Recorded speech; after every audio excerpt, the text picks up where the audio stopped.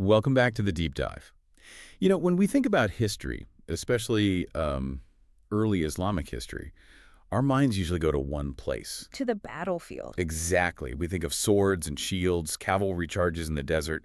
That's where we imagine the big defining moments happen. Right, that's where empires are made and broken. It's sort of the cinematic view of history. It is. But today, we're going to make a case based on our source that may be the most pivotal event of that era.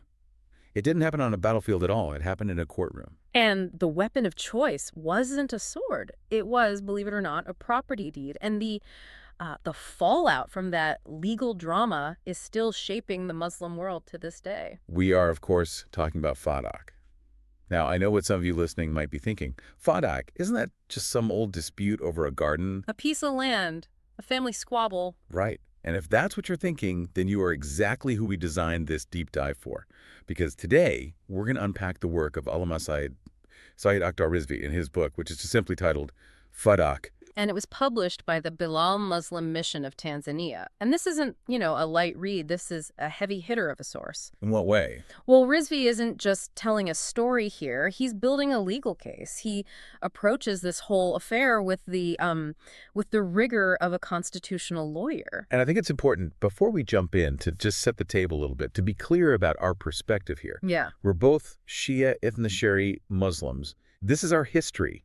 Yeah. You could say this story, this event, is part of our DNA. It is, but the goal here, and this is really the tone of Rizvi's book as well, it isn't to be polemical or to shout. Yeah. The vibe we're going for, and the one he projects, is one of calm confidence. We're here to assert the Shia perspective on Fadak, not just through emotion, but by doing a forensic examination of the geography, the economics, and, most importantly, the law. It's about clarity, because the core assertion is this. Fadak was never a petty dispute over some palm trees. No. It was a constitutional crisis. It was the first major test case for a fundamental question. What holds more authority? The revealed word of God, the Quran, or the political decisions of the state? And how you answer that question, well, that defines the schism. That's the fork in the road. So let's start at the beginning, the asset itself. Because to understand why the new state wanted it so badly and why Lady Fatimah, peace be upon her, fought so hard for it, you have to understand what it actually was. Right. There's this myth that's been perpetuated that Fadak was just, a small vegetable patch. A little backyard garden. Yeah, to grow some tomatoes and herbs. And that is just, it's factually incorrect. And Rizvi spends the whole first part of his book just dismantling that one idea with historical geography. So what was it then? Paint a picture for us. Okay, so Fadak was this massive, fertile tract of land. It wasn't even in Medina. It was situated north of the city. So it's its own territory. It's its own territory. Back then, it would have been about a 2 or maybe a 3-day journey on camel to get there. It was a well-known, productive region. Okay, so it's a distinct area. What about the scale? How big are we talking? Well, this is where it gets really interesting. Rizvi cites a very specific comparison from a famous source, Ibn Abil Hadid, who was a great commentator on the Najul Balagha. Okay. And he reported that the date groves of Fadak were comparable in their size and their output to the date groves of Kufa. Okay, hold on. For those of us listening who don't have a 7th century agricultural map in our heads, what does comparable to Kufa mean? It means it was enormous. Kufa, which is in modern-day Iraq, was an agricultural powerhouse. It was one of the bread baskets of the region. We're talking about thousands and thousands of date palms. An industrial scale operation. Absolutely. And you have to remember, in that economy, dates weren't just a snack you had with coffee. No, it was a staple. It was a staple food, a major trade commodity. In a lot of ways, dates were currency. They were a strategic resource. So owning Fadak, it's not like owning a farm. It's like owning a mint. That is a perfect analogy. It's like owning an oil field today. And Rizvi actually tries to put a number on it. He looks at various historical accounts of the income it generated. And what did he find? The estimates vary, of course, but the range he gives is somewhere between 24,000 and 70,000 dinars annually. Let's pause on that number for a second. 70,000 dinars. Put that in context for us. Is that rich merchant money, or is that something else entirely? That is state budget money. That is not pocket change. In the 7th century, an annual income of 70,000 dinars is enough to equip an army. Wow. It's enough to fund a massive social welfare program. Or, and this is the really crucial political point we'll come back to, it's enough to sustain a very formidable political opposition. I see where this is going already. If you control an asset like Fadak, you have financial independence. Total independence. You don't need the state for anything. Yeah. You don't need their approval. You don't need their funding. Yeah. You are a self-sufficient power center. Precisely. And that's the first key takeaway from the source. We are not, and we have to be clear about this, talking about some sentimental garden. We're talking about a significant economic engine. Whoever controlled Fadak had real power. Okay, so we've established the value. It's huge. Now let's talk about the ownership, the chain of title, as they say in law. How did the prophet, peace be upon him and his family, actually get this land? Because that's everything. How you get something determines your right to it. Exactly. So this takes us to the year 7 after Hijra. This is right around the time of the major conflict with the Jews of Khaybar. Now, most people have heard of the Battle of Khaybar. Right, it's famous. The Muslims besieged their fortresses because of broken treaties. There was heavy fighting. Imam Ali, peace be upon him, lifted the gate. That whole history. That's the one. But Fadak was different. How so? Fadak was a neighboring Jewish settlement. When the people of Fadak saw what happened at Khaybar, they saw the siege, the defeat, the sheer military power of the Muslims, they made a strategic calculation. They decided they didn't want to fight. A very smart move. They sent a delegation to the prophet, and they opted for a peace treaty. They offered a deal. What was the deal? They said, look, we will give you half of the land of Fadak and all its produce. We will keep the other half, and we'll work the entire land as your tenants. So they would manage it, but half the profits went straight to the prophet. And the prophet accepted this peace offering. He did. And this specific method of acquisition, a peaceful surrender without a battle, is critically important. It triggers a very specific legal classification in Islamic jurisprudence. Okay, this sounds like we're getting into the legal weeds. Let's break it down. This is where we have to understand the difference between two key terms, ganima and fay. All right, no jargon left unexplained. What is ganima? Ganima is what we would translate as spoils of war. This is property you acquire through a military expedition. When you, quote, pressed forward with horse and camel, when soldiers fought and bled for it. And what happens to ganima? The Quran is very clear. It gets distributed, a certain percentage goes to the state, and the rest is shared among the soldiers who fought. It's essentially public property earned by the army. Because the army fought for it, they get a share. Makes sense. Right. But Fadak, no horse was pressed forward. There was no cavalry charge. There was no sweat and blood from the Muslim army to take it. So it's not ganima. It is definitively not ghanima. And the source material here is very specific. Rizvi points directly to the Quran, Surah 59, verse 6. What does it say? It says, and whatever Allah restored to his messenger from them, you did not press forward against it any horse or a riding camel. It's describing exactly the situation. Land acquired without a fight. And this classifies Fadak as fay. Fay. So property you acquired peacefully. What's the rule for fay? And this is the legal clincher. This is the whole point. Kober. Under Islamic law, based on that verse, fay belongs solely and exclusively to the prophet. Not to the state, not to the army. No, it is his personal prerogative. It's not public property for the Muslims. It's placed under his direct authority to use, to distribute, or to keep as he, and he alone, sees fit. So the army has zero claim on it. None whatsoever. It's a completely different legal category. Was there a precedent for this? Or was Fadak the first time this fay rule came up? No, and Rizvi points this out very clearly. He brings up the precedent of the lands of the Banu Nazir. Another Jewish tribe. Yes, and their lands were also acquired without a major battle, so they were also classified as fay. And what did the prophet do with the lands of Banu Nazir? What did he do? He didn't put them in the public treasury. He distributed them personally. He used his prerogative. And who did he give them to? He gave portions of it mostly to the Muhajirin, the poor immigrants from Mecca who needed help getting on their feet. And get this, the source notes that among the people who received personal plots of land from Banu Nazir were Abu Bakr and Umar. Wait, really? Yes. They received private property from the prophet out of the lands of Fay. So when the prophet gave them that land, nobody stood up and said, hey, wait a minute, that's state property. You can't just give that away to individuals. No, everybody understood the law. It was Fay, so it was the prophet's to give. And it became their private personal property, no questions asked. So the legal conclusion of this first part of the discussion is, according to Rizvi, completely airtight. It's indisputable. Fadak was the prophet's personal property to manage. It was not, in any way, shape, or form, the property of the Muslim state. Correct. And this is the essential foundation for everything that comes next, because the Shia position, and what Rizvi argues is the historical fact, is that the Prophet didn't just die holding this land. He did something with it. He gave it away while he was still alive. And that moves us right into the second section of the book, the gift. This wasn't just, a spontaneous decision the Prophet made one afternoon.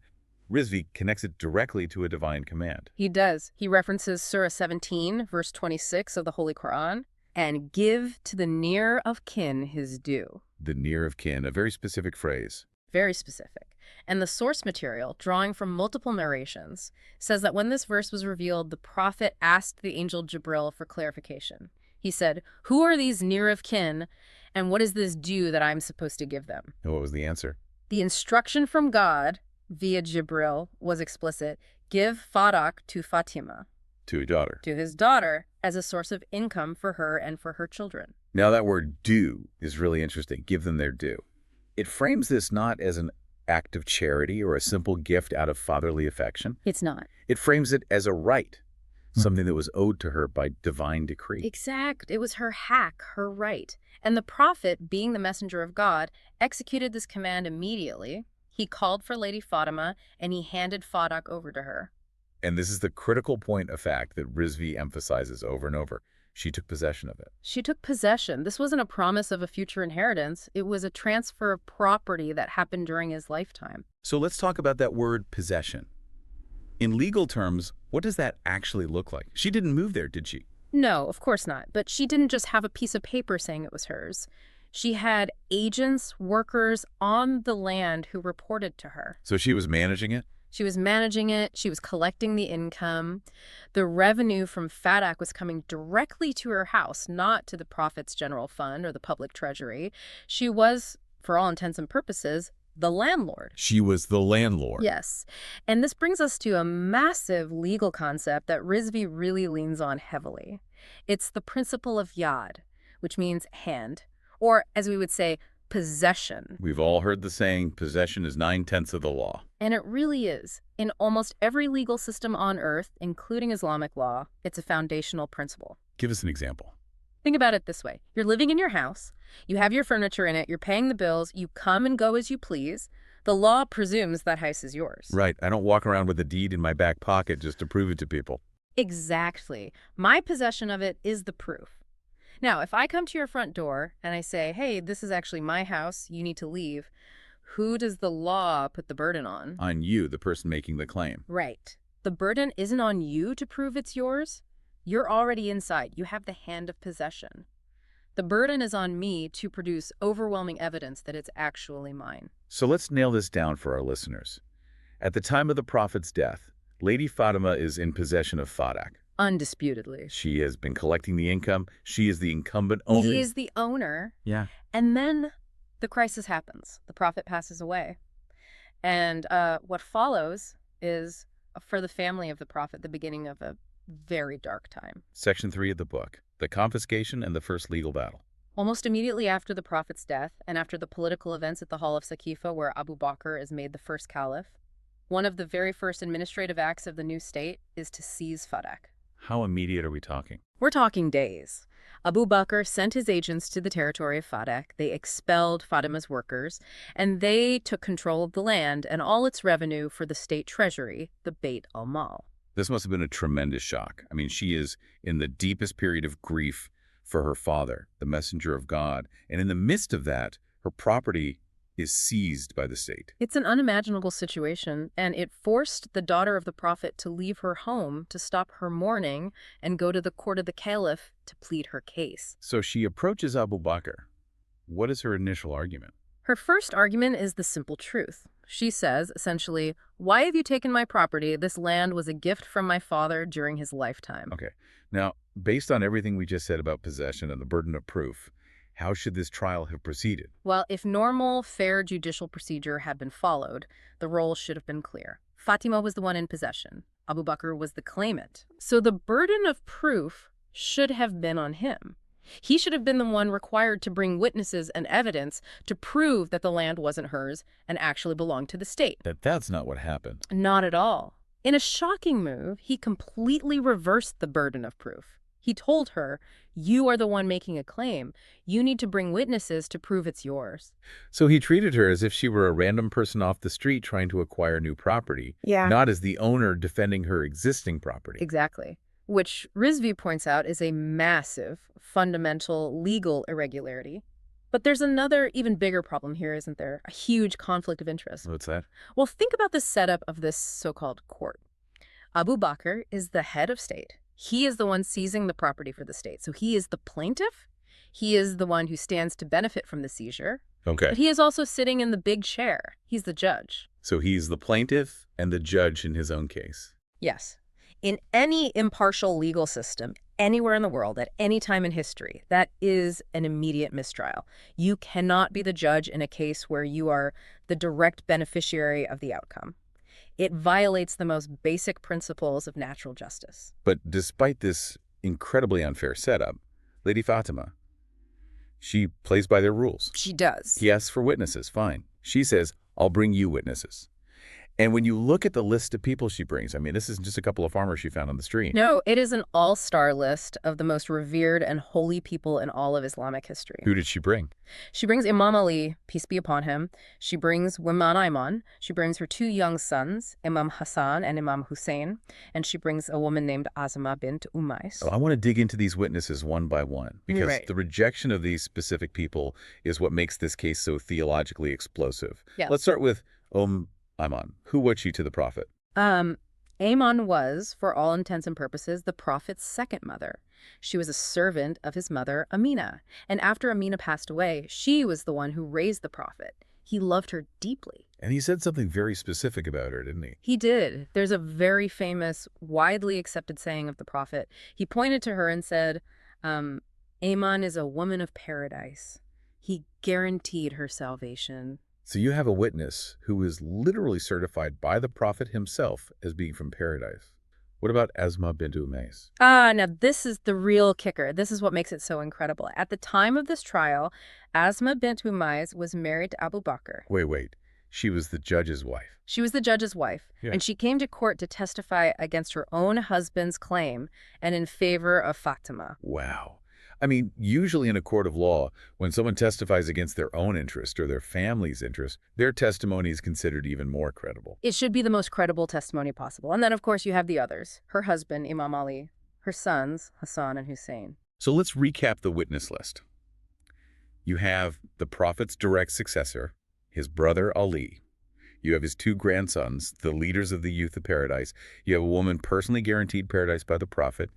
And you have the judge's own wife. It's an ironclad set of witnesses. And what does the court do? What is Abu Bakr's verdict on their testimony? He rejects all of it, every single one. On what grounds? I mean, how do you look at the face of Ali ibn Abi Talib, the Lion of God, and say, sorry, I don't accept your word? Well, the reasons he gave were procedural and, to be frank, incredibly flimsy.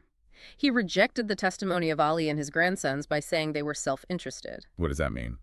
He argued that because Ali was Fatima's husband and Hassan and Hussein were her sons, they stood to benefit from the property. Therefore, their testimony was biased and couldn't be trusted. So he just flat out implied that Imam Ali would lie under oath for money. That was the direct implication of the ruling, yes. It's shocking. And what about Ayman, the woman of paradise? For Ayman, he used a different excuse. He rejected her because she was, 1, a woman, and 2, a non-Arab. He claimed either that her Arabic wasn't fluent enough for legal testimony or that, under Islamic law, you need 2 women to equal the testimony of 1 man, and she was only 1. He dismissed her on a technicality. A very convenient technicality. Okay, let's pull the lens back here for the expert analysis, because Rizvi absolutely hammers this point home. Rejecting these specific witnesses is not just a questionable legal maneuver. It's a theological catastrophe. Why? Because it is a theological impossibility for any Muslim who actually believes in the Quran and the status of these individuals. Think about who these people are. Ali, Fatima, Hassan, and Hussein. They are the people of the Mubahala. Remind our listeners what Mubahala was. It's a term we hear a lot, but let's break it down. Mubahala was the famous event where the Prophet was in a theological debate with the Christians of Najran. It reached a stalemate. So God revealed a verse commanding the Prophet to issue a spiritual challenge. A sort of spiritual duel. Exactly. God told him to bring our sons, our women, and ourselves, and they would gather together and invoke the curse of God upon whoever was lying. So God is telling him, bring the people who represent absolute, undeniable truth. Yes. And when the moment of truth came, who did the prophet bring out from under his cloak? He didn't bring his companions. He didn't bring his other relatives or his wives. He brought only 5 people. Himself, Ali, Fatimah, Hassan, and Hussein. They were God's chosen representatives of truth. They were the gold standard. So Rizvi's argument is simple but devastating. If God himself chose these people to represent truth against all of Christianity, how on earth can a caliph turn around and dismiss them as self-interested liars in a simple property dispute? It's a complete paradox. You can't logically believe in the truth of a Mubahala event and also believe in the justice of the Fadak verdict. You have to pick one. You have to. And it gets worse. There's also the Ayat al-Tahir, the verse of purification in the Quran. Surah 33. Right, where God says, Allah only desires to remove all impurity from you, O people of the house, and to purify you with a thorough purification, to suggest that these same people would lie for a piece of land. It implies that God's purification was incomplete, that it failed. It strikes at the very heart of their sacred status. It completely undermines it, and the double standard here is it's glaring. Rizvi brings up another case, doesn't he? The case of Jabir bin Abdullah. Yes, tell us about that. This is a crucial comparison. So sometime later, another companion, Jabir bin Abdullah, came to Abu Bakr. He made a claim. He said that the Prophet had once promised him a sum of money from the future revenue of Bahrain. Okay. Did he have any witnesses to this promise? None. No witnesses, no written document, just his word. The Prophet promised me. That was his entire case. And what did Abu Bakr do? He immediately accepted his claim and gave him the money, no questions asked. Let me get this straight. An ordinary companion gets a financial claim approved based on nothing but his own uncorroborated word. Correct. But the leader of the Women of Paradise, bringing the Lion of God and the Masters of the Youth of Paradise as her witnesses, gets rejected and is implicitly called a liar. When you put it side by side like that, it paints a very, very clear picture, doesn't it? It does. It suggests the rejection wasn't really about insufficient evidence or legal procedure at all. No, it was about a predetermined outcome. The decision was already made. They were not going to let her keep that land no matter what. So the gift argument is blocked. Yeah. Her A-list witnesses are thrown out of court. Now, most people at this point would probably give up. They'd go home defeated and heartbroken. But Lady Fatimah is the daughter of the messenger of God. She's not most people. She pivots. She completely shifts her legal strategy. And this brings us to Section 4, the second legal battle. This is where you see her sheer brilliance. It's incredible. She effectively says, okay, you don't accept my witnesses that Fadak was a gift. Fine. For the sake of argument, let's say it wasn't a gift. Let's say my father, the prophet, died while still owning it. In that case, she says, I am his only surviving child. It is my inheritance. Checkmate, right. I mean, inheritance is one of the most basic, clearly defined laws in the Quran. Surah Nisa is full of it. Children inherit from their parents. It's Islam 101. It should have been checkmate. It was a flawless legal argument, but Abu Bakr pulled out a trump card, a defense that absolutely nobody in the Prophet's family had ever heard of before. What was it?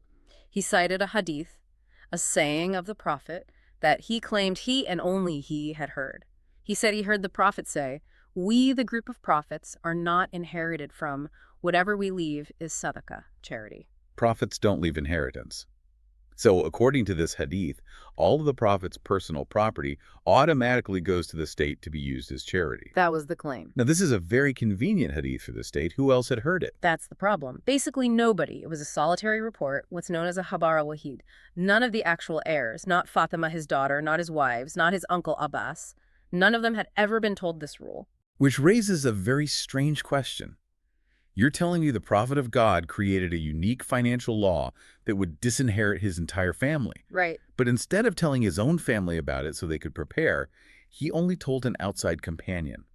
It implies the prophet was negligent in his duty to his own household. It makes absolutely no sense from a human or a religious perspective. Imagine a father knowing his children will get nothing when he dies, but he keeps it a secret from them and only tells a business partner. It's unthinkable. So how does Lady Fatimah respond to this bombshell, this secret law that nobody else has ever heard of? This is when she delivers the famous sermon of Fadak. She doesn't just argue. She goes to the Prophet's mosque, stands before the Caliph and all the companions gathered there, and she delivers a full-blown constitutional defense. She takes the case to the public. And she takes this hadith that Abu Bakr quoted, and she absolutely smashes it against the rock of the Holy Quran.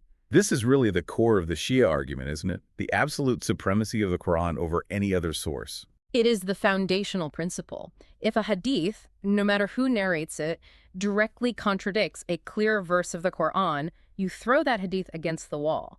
The Quran is the confirmed word of God.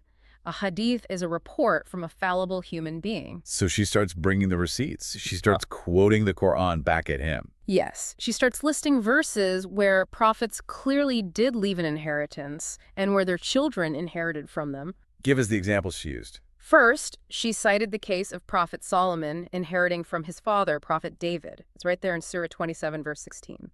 And Solomon inherited David. That seems pretty unambiguous. It's a direct, literal contradiction to the hadith prophets are not inherited from. David was a prophet, Solomon was a prophet, and the Quran says one inherited from the other. End of story. What was her other example?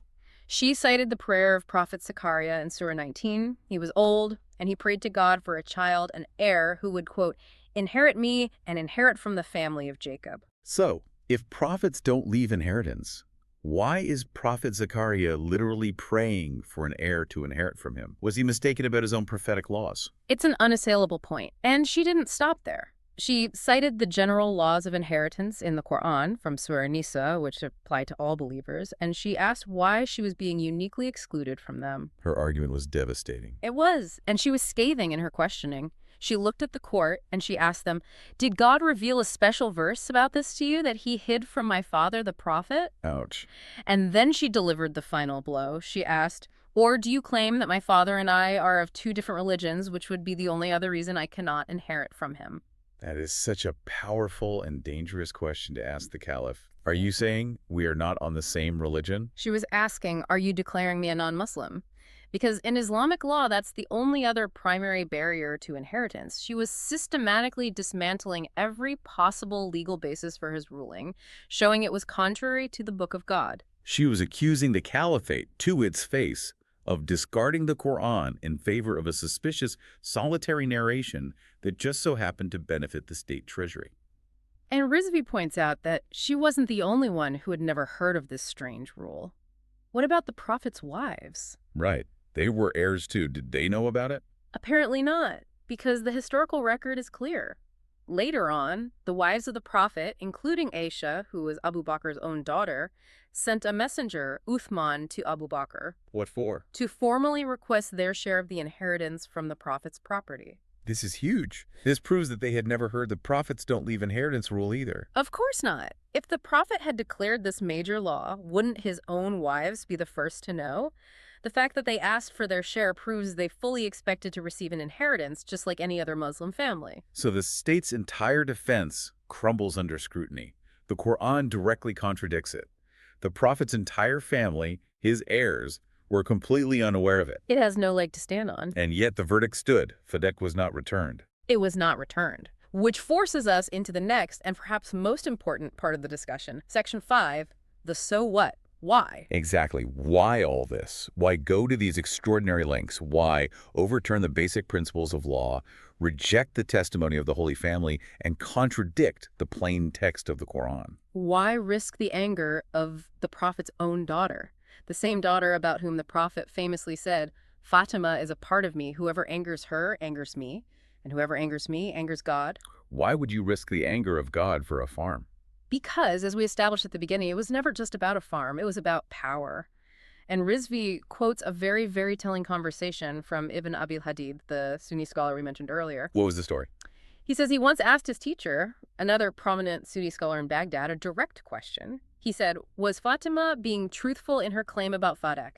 And his teacher said, yes, she was. So the teacher, a Sunni scholar, admitted she was telling the truth. He did. So Ibn Abil Hadid asked the logical follow-up question. Then why didn't Abu Bakr give it back to her if he knew she was right? And what was the answer? The teacher smiled and gave a very cynical but very honest political answer. He said, and I'm paraphrasing here, if he had given her Fadak on that day, based solely on her claim, she would have come back the next day and claimed the caliphate for her husband Ali.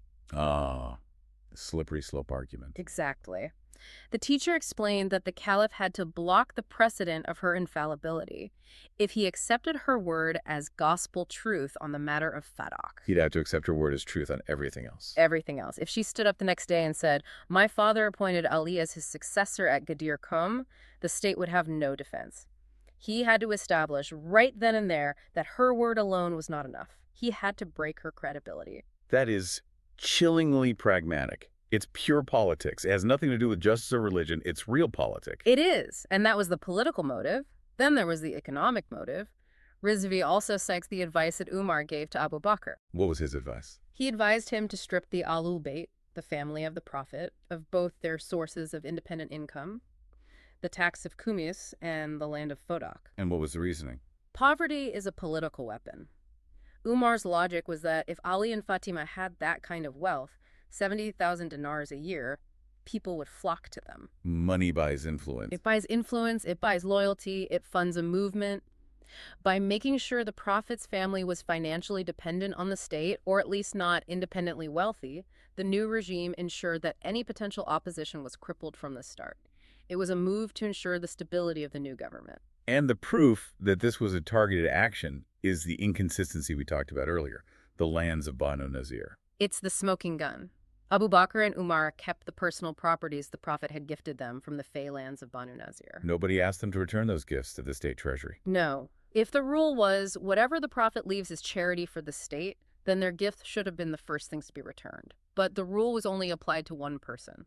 Only Fatima's property was targeted. It was a selective application of a secret law. Exactly. Which brings us to the final section, the theological fallout. This isn't just a sad story about a bad court ruling in 632 AD. For the Shia school of thought, this event defines the entire theological split that followed. It's the moment of the destruction of the concept of thaqalain. Let's explain thaqalain for our listeners who might not be familiar with that term. Thaqalain means the two weighty things. It refers to one of the most famous and widely authenticated traditions from the Prophet. Shortly before he died, he gathered the Muslims and said, "I am leaving behind among you two weighty things, the Book of Allah and my progeny, my Ahlul Bayt." And he added a condition. A crucial one. He said, "If you hold fast to both of them, you will never go astray after me." Both of them, together. And the argument is that the case of Fadak was the moment the state actively attacked and separated both of those weighty things. Precisely. Look at how. First, they degraded the progeny. They took the word of Ali, Fatima, Hassan, and Hussein and declared it untrustworthy. They treated them like ordinary, self-interested people, effectively stripping them of the special, purified status the Quran itself had given them. So one of the two safeguards was dismantled. And then they degraded the Quran. They took its clear, unambiguous verses about inheritance and made them subservient to a single questionable narration from a ruler. The Book of God was made secondary to the word of the state. So, for the Shia, Fadak is the moment the train went off the tracks. It's the original sin of the caliphate, where the two safeguards the Prophet left behind, the Quran and his family, were deliberately set aside. And that is why the emotional state of Lady Fatima at the end of this is so profoundly significant. The source material, and Rizvi quotes this from the highest Sunni sources, Sahih Bukhari and Sahih Muslim. What do they say? They state very clearly and without ambiguity that after this trial, Fatima became angry with Abu Bakr, she forsook him, and she did not speak a single word to him again until the day she died. She died angry. She died angry, and she made a final request that she be buried at night, in secret, so that those who had oppressed her and seized her rights would not be able to attend her funeral. And for a community that believes the Prophet's word that God is angry when Fatima is angry, that fact is. It's the final seal on the illegitimacy of that whole transition of power. It signifies that the new government was established not with the blessing of the Prophet's family, but over their strong, clear, and persistent objections. This has been, well, it's been a heavy discussion. Yeah. But it's an absolutely necessary deep dive to understand the roots of our history. So let's try to wrap this up. Let's summarize the core assertion here. The core assertion from Rizvi and from the Shia perspective is that Fadak was never, ever just about a piece of land. It was a proxy war fought in a courtroom. It was a battle between the rights of the Ahlul Bayt, as established by the Quran, versus the political expediency of a new state. It was truth versus power. That's it. And for the Shia community today, and really for anyone looking at this history with an open mind, Remembering, Fadak isn't about dwelling on the past or holding a grudge. It's about something more. It's about upholding a principle. It's an act of bearing witness. It's a statement that says, we remember what happened. We stand with the principle that the Quran and the Ahlul Bayt cannot and should not be compromised for political gain. It's an act of loyalty to the Prophet's daughter, to know her story and to validate her claim, even if the court of her time did not. It's about keeping the case file open, generation after generation. Exactly. We'll leave you all with a final thought to mull over. We often hear that history is written by the victors, but sometimes the person who loses the court case is the one who ultimately captures the heart of history. If the daughter of the Prophet himself, a woman described in our most sacred texts as the leader of the women of paradise, could be stripped of her rights, have her testimony rejected, and her property seized within days of her father's death, what does that tell us about the fragility of justice in any human society? And maybe more importantly, what responsibility does that put on you as a listener to always look beyond the official narrative? If they could do that to her, then what other parts of history have we all accepted without question? Something to think about. Thank you for joining us on this deep dive. Thank you.